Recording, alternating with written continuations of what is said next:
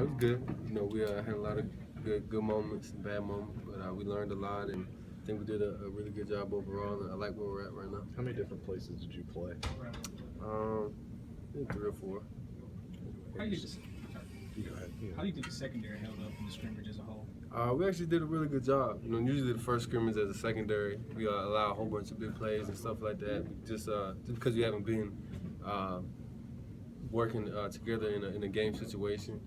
But we only allowed like 1 or 2 with the ones, and it was kind of fluke stuff. The ball just tipping up and somebody catching it. And I think we did a really good job, and I like where we're at right now. It sounded like Trayvon had a pretty decent game. It looked like he had, from what some of the pictures, had an interception. Just how do you see him come along in that? He did a really good job. He was doing what he's supposed to do. Just doing his job. Made a couple plays. Obviously, he's gonna mess up. He's a young guy, but he came back, did what he's supposed to do. You guys feel like you were challenged after the spring and the A-Day game? There was some big, like as a secondary, do you guys feel like you were challenged after the big plays in the A-Day game? The criticism during scrimmages from Saban. Do you feel like it was kind of something to prove as a group? Oh yeah, definitely. Because our last 2 showings was the national championship at 400-something receiving yards. In the spring game, like you said, had another 400-something receiving yards on us, and that's not what we do. I mean, that's not who we are. So, like you said, it was definitely a challenge for us to come back and show what we really can do. And I think we did a whole lot better this last scrimmage, and hopefully we keep doing that. I know you're concentrated on football, but are you guys talking at all? You're aware of what's going on in the University of Virginia? Nazis, rallying on campus. Yes, we are aware of that. Yeah. What do you guys think of it? No comment right now.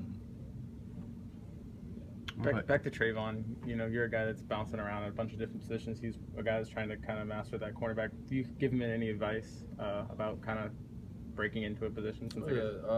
He sits next to me right in the meetings every day, and he follows me around in meetings and stuff like that around the complex. He rides with me in the cars, just asking me questions whenever, and because I played the position before, and he knows that I know what I'm doing, so he trusts me, asking me questions about it. And he's just soaking it all in, just trying to learn. What's the biggest piece of advice you've given him? I mean, you're gonna get beat, but just make sure that you don't get beat again. You learn from it and just move on. Sounds like he's kind of been like a little brother to you a little bit, right? Do you kind of embrace that, as far as that role, and what other kind of advice are you giving him in that? Yeah, you definitely have to embrace it, because when I was a freshman coming in, I had a whole bunch of people doing the same thing for me, answering my questions. Making sure I'm doing what I'm supposed to be doing on and off the field, and I have a younger brother, 9 years old, so I know what it's like to have somebody to look up to and somebody to answer to. So, I just kind of do the same thing with him. Is that something that he initiated, or came to you one day and said, "Hey, do you mind me following you around a lot?" I mean, it just happened, because I was there, and then I got moved to safety, and he filled in the role, so it was kind of he's gonna be asking me questions, he's gonna be doing what I'm doing, so yeah, I just kind of embraced it. How does moving you around help Jeremy create better blitz looks? Blitz looks? Yeah.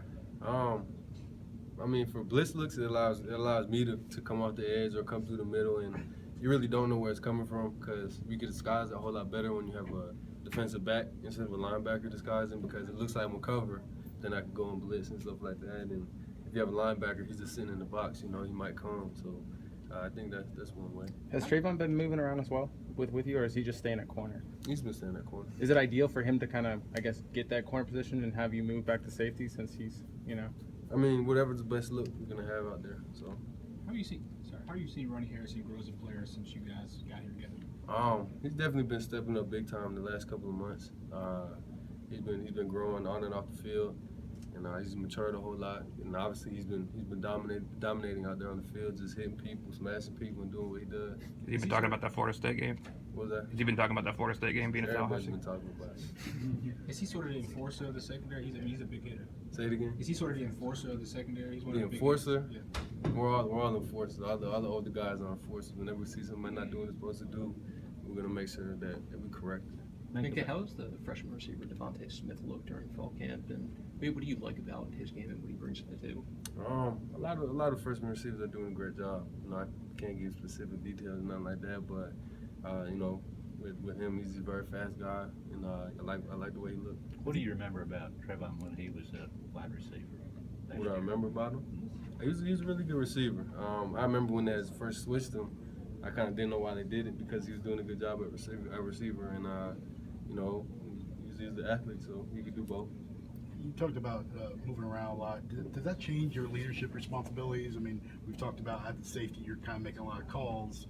You said before you can't see the whole field when you're at corner or money or whatever. So does that change your responsibilities? That doesn't really change my leadership responsibilities. It might change, like, make some of the calls. When I'm at corner, I can't make a whole lot of calls, but at safety and at star and at money, you can make some of the calls. But off the field, no change the leadership role.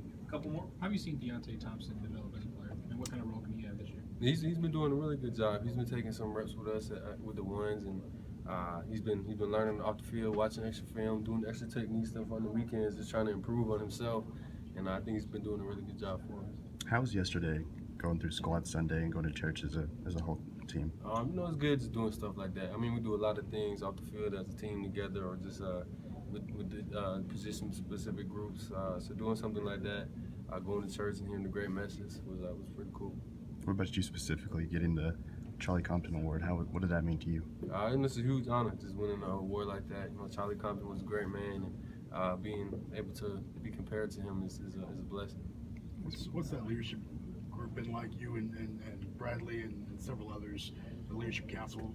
How much of a responsibility is that, and an honor, I guess? Do you feel like that's kind of a nice place to be? Yeah, I think it's definitely a nice place to be, to know that your coaches can trust you, and I know that your players are going to listen to you, and just do what they're supposed to do when you tell them what they're supposed to do, and that they're going to listen. So just being on it is a big responsibility, but it's one that we could withstand. So.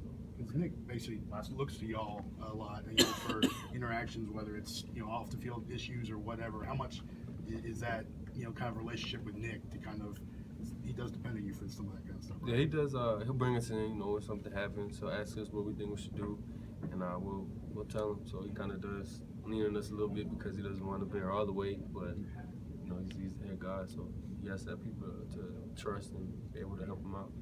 Okay, thanks for making.